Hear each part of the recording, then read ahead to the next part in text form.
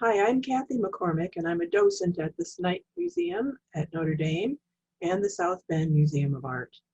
Today, I'd like to talk with you about one of my favorite paintings, a landscape in oil paints by the artist James Borden of South Bend.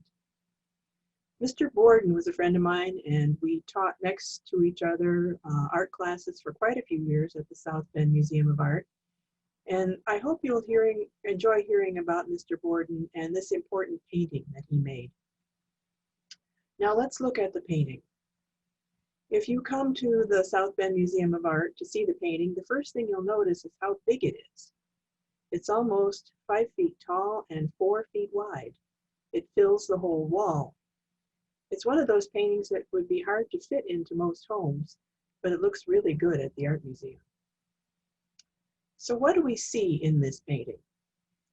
We see a large tree with many branches going in all kinds of directions and all angles. And in the background, we see a row of small trees and land underneath it. All that tells us that this painting is a landscape, a painting about a place. Some people might say it's a painting of nature or of scenery. And that's true, but artists would call it a landscape, and that's easy to remember because it has the word land in it. It's a picture of land, it's a landscape. Let's think about what season this is. Look at the color of the leaves. It looks like fall to me. What do you think? What more can we say about the colors in the painting? We can see orange and yellow and gold. Blue sky. The wood of the trunk of the tree has various colors in it, grays and browns. Maybe you'll see other colors. And if you think about the color wheel, this is an orange and blue complementary color painting. That means that orange and blue are opposite each other on the color wheel. And complementary colors are really popular ways of making paintings. You'll notice a lot of paintings are orange and blue. Some might be violet and yellow. Some might be red and green. But those complementary color pairings are pretty popular in landscapes and also in other paintings. And really, it's fun to paint bright colors like yellow and orange and blue together. I'm sure Mr. Borden enjoyed that. And he probably hoped that you'd enjoy looking at that painting too in those colors. Let's look a minute at the trees in the background. Again, we have orange and yellow for fall. How about the placement of those trees? Look at the trunks. Does it seem that they're all the same distance apart? And are the trunks all sort of the same width and length? There's no branches going out at wide angles in those trees, are they, in the background? It really tells us that someone has planted those trees and they've been pruned that way. So this is not a forest. It's not a natural landscape. It means that this must be maybe a park or someone's yard where this scene takes place. It's not a wild scene, it's tame. Now let's compare the background trees to the big tree in front, in the foreground. Do you think this big tree in the front is old or young? Was it recently planted or has it been there for a long time? Look at the size of the trunk. How long does it take a tree to grow that wide a trunk? Long time, right? And then you'll notice that a branch has been cut off with a saw. It's kind of a blunt cut, it's not just broken off. Again, someone is trimming branches and has trimmed a branch off this tree. Maybe it was one that broke and then they made it more trimmed. Why are the branches going in all sorts of directions? Well, we have to wonder if maybe that's how the tree looked. Maybe Mr. Borden stood out there in front of that tree and did drawings and paintings of it right on site. Or maybe he painted it from a photograph. And notice how some of the branches are thick and thin. And notice how the trunk is curved. One thing to notice is the positive and negative spaces that Mr. Borden uses in this painting. The spaces between the branches where the sky comes and the blue sky comes through, those are negative spaces. That's the air between the positive spaces, which are the branches. It takes a little bit of thinking to notice negative spaces, but I can tell you that Mr. Borden, the artist, would have paid a lot of attention to how those negative spaces are shaped. And that's something that an artist does, tries to make shapes in the painting interesting and not all the same. Something that will capture your interest if there's a variety of shapes. Did it seem to you like Mr. Borden maybe wanted us to feel that the tree was moving in a way, reaching out in many directions? It almost has a personality, doesn't it? And isn't it more interesting than the straight trunks and ordinary trees behind it? Now here's a question. How does Mr. Borden show depth in his landscape? And depth is something that's hard to think about sometimes. We know that this painting has height and width, but it's flat. It's a flat surface. You can't poke through it.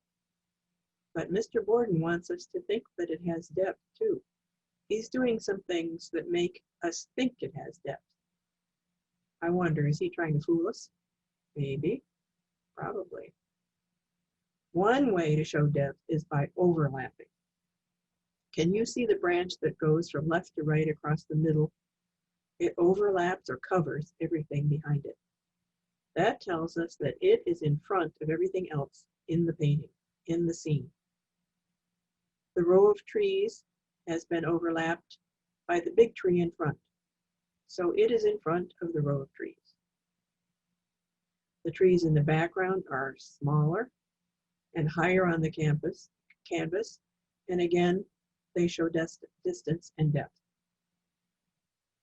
The light and dark horizontal stripes on the ground show us that the land is going back into the distance too.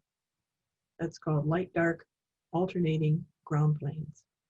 Artists always think about those things in their landscapes.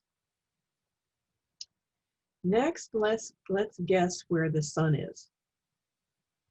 Notice the trunk is lighter on the right side than on the left side.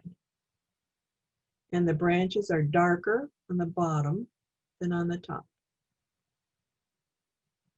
Look for the shadows on the ground and on the trunk. All these tell us that the sun is to the right and above the trees, the big tree in front. They help us see the tree as three-dimensional rather than flat, because it seems to curve in space. The painter has to be careful to keep the sun in the same place in all areas of the painting. And this is easy to make a mistake about. You sometimes can follow the sun if you're painting outside and the sun changes from one side of the tree to the other, and then you have a shadow going the wrong way. Sometimes you'll be able to catch an artist making that kind of mistake, so you can look for it. See if the sun seems to be in one place on one side of the painting, and maybe there's a mistaken shadow on the other. Mr. Borden didn't make any of those kinds of mistakes, exactly. Well, you can tell that Jim Borden put a lot of work into this big painting. He must have thought it was important. But why? When you come to the art museum and you read the tag on the wall beside the painting, all paintings have tags to tell you about them, you will learn that the title of this painting is Council Oak. Well, oak is easy to explain. We know that oak is a type of a tree, but what does council mean in this painting? Well, I have to tell you that this tree has a big history. It marked the spot where in 1681, the French explorer La Salle had a council, or a big meeting, and signed a peace treaty with the Indian chiefs of this area. This tree was thought to be 400 years old in 1991 when it was taken down by a storm. You can still see the stump of the tree in Highland Cemetery in South Bend, and there's a plaque that tells about its history. So it's an important place and an important time in history that we are seeing in this painting of this tree. Jim Borden made this painting in 1983, and that was before the storm took the tree down. I wish he could be with us today so we could meet him. You would like him. He was a wonderful artist and an inspiring teacher and a really nice person. He taught art at the Art Museum for 30 years. He died in 2013 at the age of 85. Most people think of him as a portrait painter. We know portraits are pictures of people, right? When you take a selfie, it's a self-portrait. His paintings of people from South Bend history are on display in the South Bend Airport. He also painted many landscapes. Many were in watercolor, and that's what he taught at the Art Museum here. Some were in oil, like our council oak. I hope you get to see the council oak in person someday at the South Bend Museum of Art. It's really worth seeing and spending some time with. Maybe it'll become an old friend to you, like it is